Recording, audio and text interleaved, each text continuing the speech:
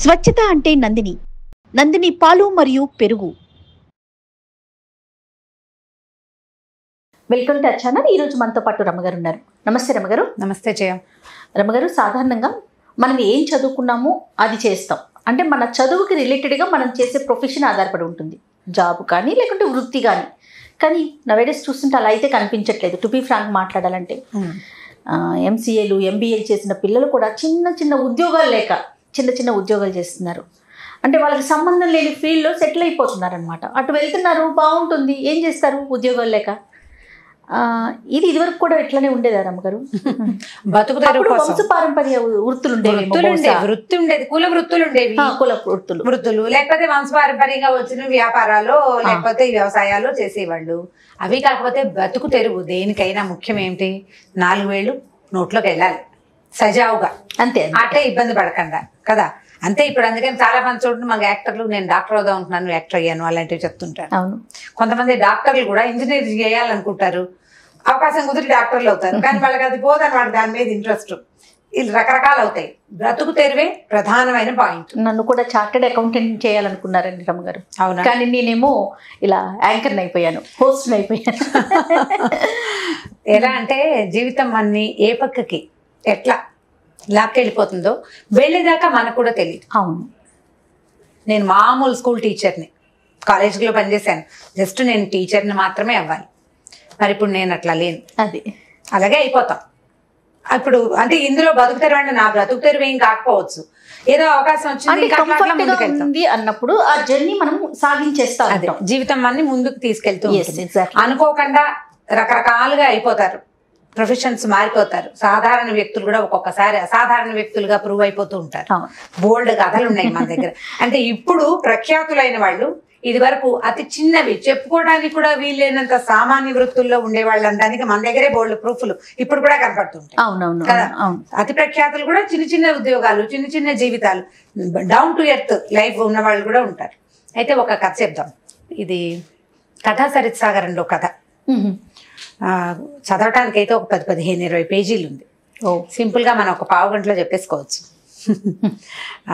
ఒక వయసుల కుటుంబంలో పనివాళ్ళు ఉండేవాళ్ళు కొంతమంది. మామూలుగా పెద్ద మోతుబర్లు ఆస్తి ఉంటే ఒకళ్ళిద్దరు పనివాళ్ళు ఉంటారు. పాత రోజుల్లో ఏంటంటే చాలా పనులకి పని మనుషులు ఉండేవాళ్ళు. వాకిళ్ళు ఓడవడానికి, వెనకాల పనులు చేసి పెట్టడానికి, తోటమాలీలని, గుర్రాలు ఉంటే వాటి కోసం, గేదెలు ఉంటే వాటి కోసం, గొడ్లు ఎడ్లు అవి ఉంటే వాటిని బళ్ళు గిళ్ళు, ఎన్ని పనులు, బోల్డెన్ రకాల పనులు. ఈ పనులన్నిటికీ మనుషులు ఉండేవాళ్ళు. అయితే ఒక పేద బ్రాహ్మడు, హరిశర్మ అతని పేరు, ఇక ఏ పని చేయలేక ఈ వైశ్య కుటుంబంలో ఒక చిన్న పనివాడిగా చేరాడు. అతను భార్య బ్రాహ్మడని అతనికి చిన్న పనులు ఏం చెప్పేవాళ్ళు కాదు, కానీ ఏవో అతను ఎడ్లకి వాటికి బళ్ళ దగ్గర అవి కట్టడము కొన్ని పనులు చేసేవాడు. భార్య కూడా ఇంట్లో ఏదో సహాయం చేసేది వాళ్ళకి. అయితే ఏమైందట, కొంతకాలానికి ఈ వ్యాపారస్తుడు ఇంట్లో ఓ పెళ్ళి వచ్చింది. పెళ్ళి వస్తే పెద్ద ఎత్తున విందులు జరిగినాయి అనమాట. పెళ్ళి ఇంకా పెళ్లి వాళ్ళు రావటాలు గోల్డెన్ ఉంటాయి కదా, ముందు తతంగాలు, పెళ్లి చూపులని, తర్వాత నిశ్చితార్థమని, అక్కడ చిన్న విందులు పెద్ద విందులు, వీళ్ళు వాళ్ళ ఇంటికి వెళ్ళటం, వాళ్ళు వీళ్ళ ఇంటికి వెళ్ళటం, ఈ హడావిడంతా జరుగుతోంది. అయితే ఏంటంటే వీళ్ళు ఏం చేశారు, ఈ హరిశర్మని వాళ్ళని భోజనానికి చెప్పలేదు. వీళ్ళు వాళ్ళ ఇంట్లో పనిచేసి పక్కన ఏదో పాకేసుకుని ఉంటున్నారు. అయితే అక్కడంతా భోజనాలు హడావిడిగా ఉంటే ఈ హరిశర్మ అన్నాడు, భార్యతో చెప్పాడు, ఆ భార్య పేరు లక్ష్మి, ఏమిటి మనం భోజనాన్ని కూడా కొరగామా, ఇంట్లో పనిచేస్తున్నాం కదా, భోజనం చేయండి, మీరు కూడా వచ్చి అన్నం తినండి అని చెప్పచ్చు కదా. వీళ్ళు భోజనాన్ని కూడా పిలవలేదు. ఇలాంటి కటిక దుర్మార్గుల కలికాలం వచ్చేసిందని భార్య దగ్గర వాపోయాడు బాగా. భార్య అంటే కొంతమంది పని వాళ్ళకి విలువనివ్వరండి, కొంతమంది ఏంటంటే ఈ పని వాళ్ళని తమతో పాటే ఉంచుకుంటారు అన్ని చోట్ల. వీళ్ళ రకం పద్ధతి కాదు, ఎప్పటికీ దరిద్రం తీరుతుందో మనకి అని ఆవిడ కూడా దుఃఖించింది. ఇద్దరు చెరో పక్కన తలపట్టు కూర్చున్నారు. ఈయనకు ఒక మంచి ఐడియా వచ్చింది. ఏమే నాకు ఒక చాలా మంచి ఆలోచన వచ్చింది, నేను చెప్పినట్టు చెయ్యి అన్నాడు. భార్య అంది, నువ్వు ఏం చెప్తే అది చేస్తా, ఈ దరిద్రం తీరిపోవాలి, ఈ డబ్బులు లేని పరిస్థితి, ఈ ఎవరైనా మన భోజనాన్ని పిలిస్తే బాగుండు అని అనిపించే దుస్థితిని దాంట్లో నుంచి బయటపడాలి, ఏదో ఒకటి చేయమంటే. అయితే ఓ పని చేద్దాం, పెళ్లి కొడుకు పెళ్లివారంతా వచ్చి ఉన్నారు కదా, గుర్రాన్ని తీసుకెళ్లి అడవిలో కట్టేస్తా, వీళ్ళంతా వెతుక్కుంటారు. అప్పుడు నువ్వు మన వర్తకుడి దగ్గరికి వెళ్ళి, అంటే యజమాని దగ్గరికి వెళ్ళి, మా ఆయన గొప్ప జ్యోతిష్కుడు, ఆయన గంజన వేసి చూస్తాడు, ఎక్కడుందో చెప్తాడు, ఆయన థాట్లోనే అంటే ఐడియా ఆలోచనలోనే తెలుసుకోగలడు, బాగా జోస్యం వచ్చండి అని ఆయనకి చెప్పు. అని చెప్పాడు. భార్య ఇందులో ఏమీ రిస్క్ లేదు కదా, రిస్క్ ఏం లేదు, వీళ్ళంతా పడుకుంటారు, భోజనాలు చేశారు పీకల దాకా, ఫుల్గా తినవాళ్ళు శుభ్రంగా పడుకుంటారు, మనమేమో అర్ధాకలతో ఉన్నాము, అరకొరగా అన్నం తినేవాడికి నిద్ర ఇక్కడ పడుతుంది. అందుకని వీళ్ళంతా పడుకున్నాక గుర్రాన్ని తీసుకెళ్ళి కట్టేస్తా అన్నాడు. సరే ఏం చేశారు, 1 గంట 12:30 1 గంట అయింది. అందరు మంచి గాఢ నిద్రలో ఉండగా పెళ్లి కుమారుడికి తాలూకు బాగా అలంకరించిన గుర్రాన్ని పట్టుకెళ్ళి ఇతను అడవిలో ఓ మర్రి చెట్టు పక్కన కట్టేశాడు. కట్టేసేసి వచ్చాడు ఇంటికి. తెల్లారింది. పెళ్లి కుమారుడు గుర్రం ఎక్కి దీనికి వెళ్ళాలి, ఎక్కడ పెళ్లి మండపం దగ్గరికి వెళ్ళాలి. గుర్రం కనపడలేదు. అతను నా గుర్రం లేదే నేను ఇంకో గుర్రం ఎక్కనన్నాడు. తర్వాత వెతుకుదామంటే పరిస్థితి అట్లా లేదు. దానికి చక్కగా మంచి జీను బంగారపువి అవి వేసి బాగా అలంకారం చేశారు. అది ఎక్కాలి. పైగా అతనికి పెంపుడు గుర్రం, నా గుర్రం అంటాడు అబ్బాయి. దాంతో వ్యాపారస్తుడు కంగారు పడిపోయాడు. పెళ్లి వాళ్ళకి సమాధానం చెప్పద్దు, దొంగతనం జరిగిపోయిందంటే ఇక అంతా ఊరు వాడ వెతుక్కున్నారు. గందరగోళంగా ఉంది. పెళ్లి ఆగిపోయే పరిస్థితి వచ్చేసింది. వచ్చేసరికల్లా ఈ అమ్మాయి లక్ష్మి ఏం చేసింది, మెల్లిగా ఈయన భార్య, ఈ హరిశర్మ భార్య ఆయన దగ్గరికి వెళ్ళి, అయ్యగారు మా ఆయన గొప్ప జ్యోతిష్యుడండి, ఏదో కాలం కర్మం కలిసిరాక పని చేసుకుంటున్నాం, కానీ మీరు ఒక మంచి మాట అడగండి, ఈయన్ని చెబుతాడు మీకు. అంటే నిజమా, నాకు తెలియదే అన్నట్టు.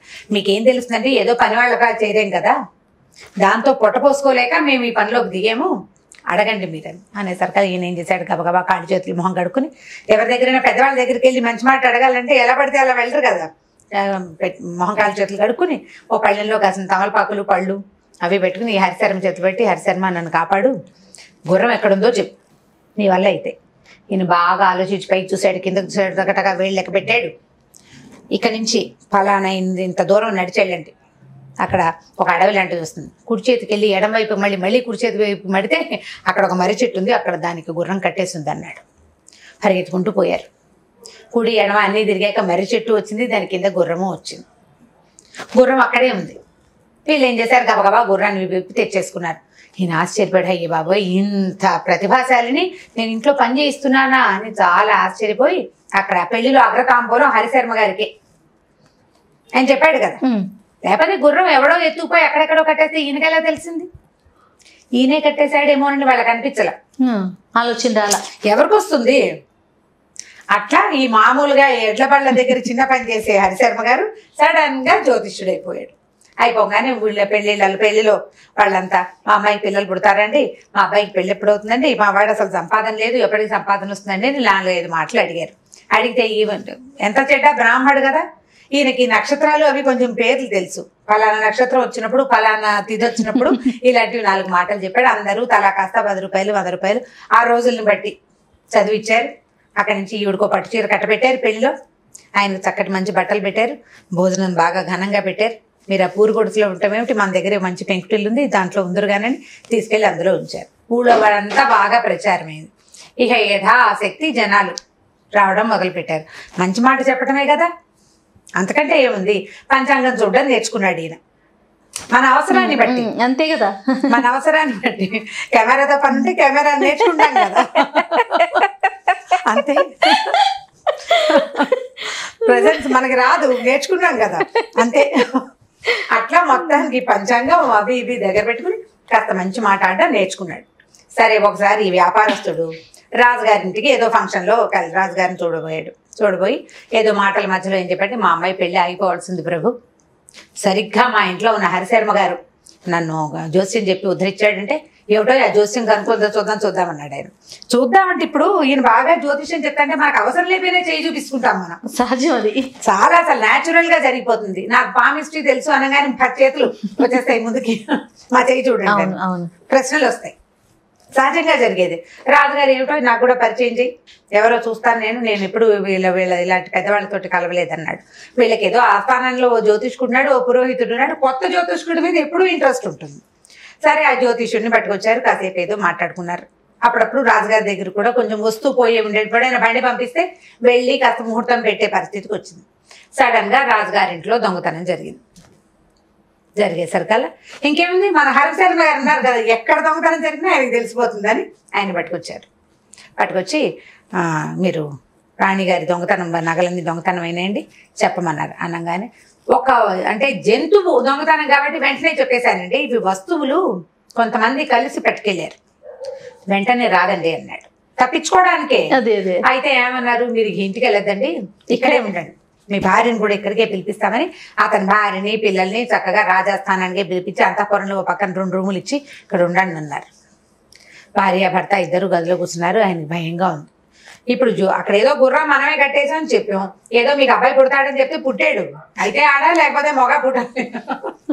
కొన్ని చోట్ల ఫలించింది జోస్యం, కొన్ని చోట్ల ఫలించకపోతే మనమే నక్షత్రం తప్పు చెప్పామని వాళ్ళే సర్దుకుంటున్నారు. ఇప్పుడు ఇది పీకల మీద కత్తి, ఇక్కడ తప్పించుకోలేము, అవకాశం లేదు. ఏం చేయాలి? ఈయన బాగా మదన పడ్డాడు, నెత్తి కొట్టుకుంటున్నాడు, ఏం చేయాలో తెలియక. ఇంతలో ఏమైందట, ఈ రాణి గారి దొంగతనం కాదు, ఇంట్లో దొంగతనం అంటే బయట నుంచి ఎవరు రారు. అంతఃపురాల్లో దొంగతనానికి చాలా కట్లు దాటాలి, లోపల వాళ్ళే ఉంటారు సాధారణంగా, ఇంటి దొంగలే.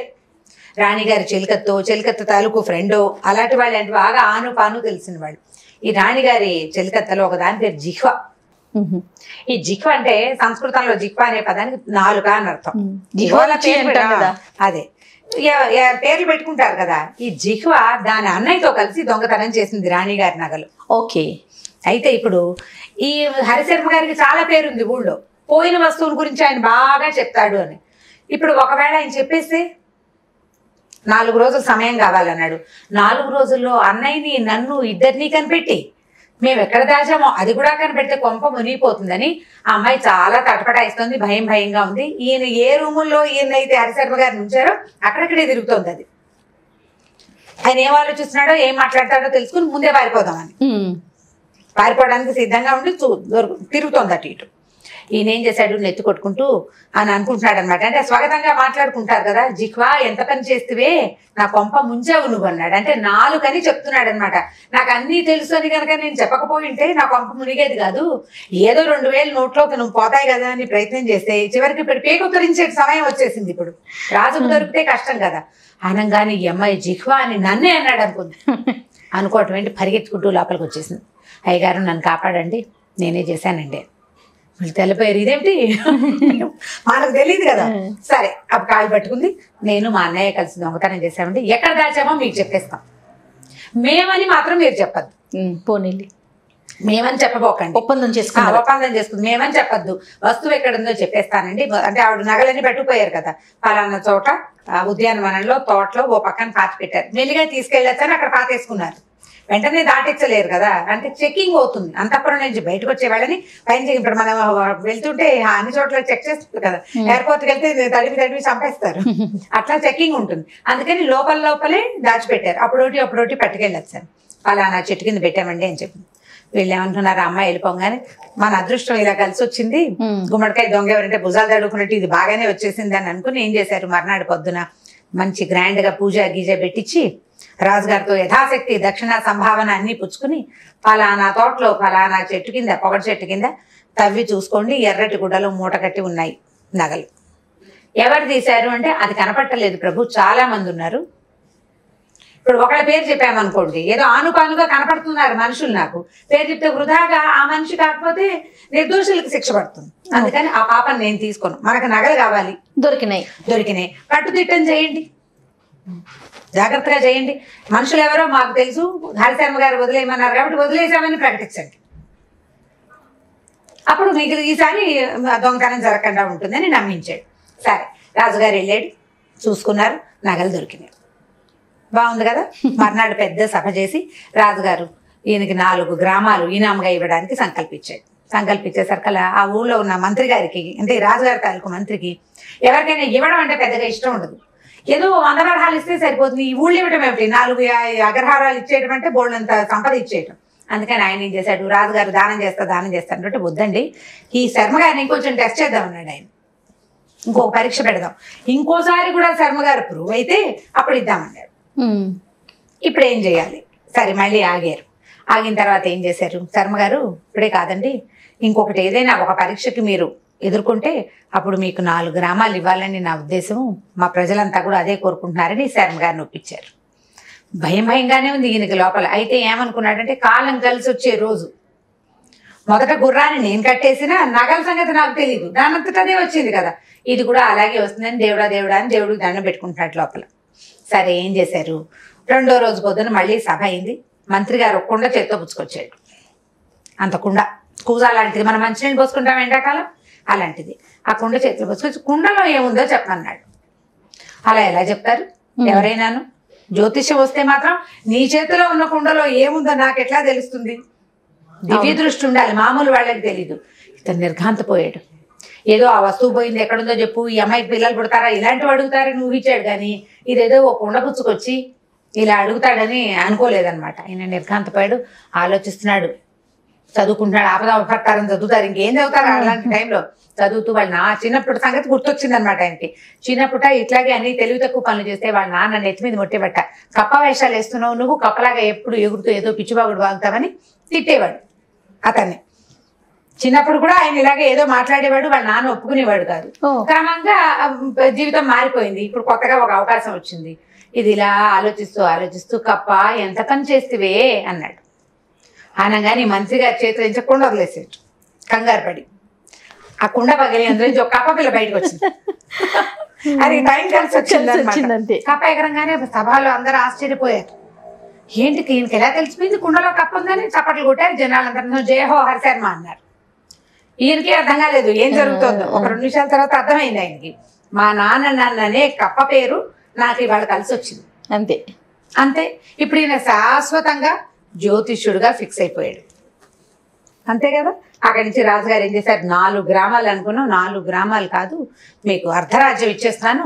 ఓహో, మీరు మాతో పాటే ఈ రాజ్యంలోనే ఉంటూ ఇక మీకు పరీక్షలు లేవు, మీకు మళ్ళీ ఎవరు ఏమీ అడగరు, హాయిగా సంతోషంగా మాతో పాటు మా ఊళ్ళో నుంచి మా ఊరికి పోలంత ఎనలేని కీర్తి తీసుకురావాలని ఆయన తనతో పాటు సింహాసనం మీద కూడా కూర్చోబెట్టుకున్నాడు. ఎక్కడి నుంచి స్టార్ట్ అయింది జీవితం? ఎడ్ల బండి పక్క నుంచి రాజుగారి పక్కకు చేరాడు అనమాట. ఇలా మారిపోతుంది కాలం. ఎంత పనైనా చేస్తుంది. మనం ఇప్పుడు చాలా మంది ఇవాళ ఏదో ఉద్యోగం చేస్తాం, మన భవిష్యత్తు సరిగ్గా లేదని దిగులు పడుతూ ఉంటారు. దిగులు పడి చేస్తున్న పనిని కూడా సరిగ్గా చేయలేకపోతారు. అవునండి, చాలా మందికి ఆ సమస్య ఉంటుంది. డిప్రెసివ్గా అయిపోతారు. ఎప్పుడు కాలాన్ని నమ్మాలి మనం. ఇవాళ ఉన్న రోజు రేపు ఇలా ఖచ్చితంగా ఉండదు. కొన్ని రోజులు అలాగే ఉన్నట్టు ఉంటుంది, మొనాటనస్గా ఉంటుంది, రోజు ఒకే పని చేస్తున్నట్టుగా కనపడుతుంది. సడన్గా ఒక ట్విస్ట్ అవుతుంది. అది మన వల్లే రావక్కర్లేదు, ఎవరో ఇంకొక వ్యక్తి కూడా కారణం కావచ్చు. ఏదో పరిస్థితులు జీవితం ఒక్కసారి అప్సైడ్ డౌన్ అయిపోతుంది. కిందది పైకి, పైకి కిందకే అయిపోతుంది కదా. దానికోసం వేచి ఉండాలి. మొదటిది పాజిటివ్గా వెళ్ళాలి. చేస్తున్న పనిని సరిగ్గా చేస్తూ ఉంటే ఆటోమేటిక్గా సెట్ అవుతుంది. ఇప్పుడు ఈయనకు ఒక అవకాశం వచ్చింది, దాన్ని అట్లా అట్లా అట్లా అట్లా అట్లా అల్లుకుంటూ వెళ్ళాడు. మంచి అవకాశం దొరికింది, ఇంకా లైఫ్ సెటిల్ అయిపోయింది. ఇప్పుడు ఈయన చేసింది సరైన పనా చెడ్డ పనా అనే ఆలోచన చేయక్కర్లేదు. మనకు కావాల్సింది ఏమిటి? అల్టిమేట్గా జీవితం సెటిల్ అవటం. అంతే కదా. ఇందులో పెద్ద దుర్మార్గం చెడ్డ పని ఏం లేదు కదా. కాబట్టి జీవితం మీద ఆశతోటి ముందుకెళ్తూ ఉండాలి. కాలం కూడా కలిసి రావాలి. వస్తుంది, ఇవాళ రాకపోతే రేపు రాకెక్కడికి పోతుంది, చచ్చినట్టు వస్తుంది. సో పాజిటివ్ గా థింక్ చేయాలి. కాదు జయ, 60 సంవత్సరాల తెలుగు సంవత్సరాలు ఉన్నాయి మనకి. 60 ఉన్నాయి తెలుగు సంవత్సరాలు. ఇంగ్లీష్ లో సంవత్సరాలు అంకెలే కదా ఉంది, మన తెలుగు సంవత్సరాలకి పేర్లు ఉన్నాయి. 60 సంవత్సరాలు గడిచాక మళ్ళీ మొదటి సంవత్సరం మళ్ళీ వస్తుంది. అవునా? అంతే. 12 నెలలకి 12 పేర్లు ఉన్నాయి. తర్వాత తిరిగి రాదా? అది ఖచ్చితంగా రావాల్సింది కదా. కాబట్టి ఖచ్చితంగా ఇవాళ దిగిన జీవితం రేపు ఎక్కవలసిందే. ఇవాళ బాగా పైన ఉన్నది రేపో మాపో దిగుతుంది గ్యారంటీగా. అయితే ఏంటంటే జారిపోయి పడిపోతారా లేకపోతే స్లోగా దిగుతారా అనేది వాళ్ళ మీద ఆధారపడి అంతే. రైట్. ఓకే రమ్య గారు, నమస్తే. నమస్తే. ఈ వీడియో కనుక మీకు నచ్చినట్లయితే లైక్ చేయండి, షేర్ చేయండి. మరిన్ని వీడియోస్ కోసం మా ఛానల్ని సబ్స్క్రైబ్ చేసుకోండి.